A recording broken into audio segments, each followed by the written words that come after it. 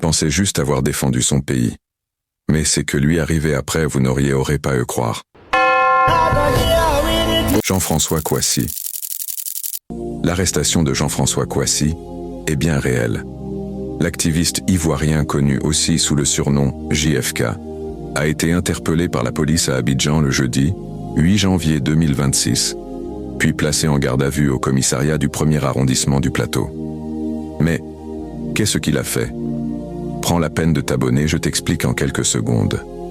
Il est surtout connu pour ses critiques publiques, notamment sur les réseaux sociaux, contre la gestion de certains concours publics en Côte d'Ivoire, et plus largement sur des pratiques qu'il juge de corruption, de népotisme et de favoritisme dans l'accès aux emplois publics. Il dénonçait par exemple une absence de transparence dans l'organisation des concours administratifs et pointait du doigt des pratiques qu'il jugeait injustes.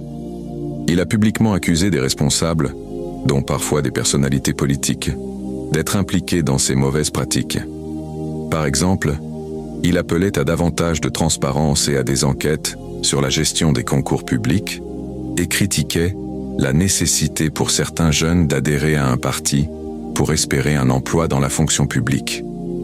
Son arrestation est intervenue après ses prises de position publiques.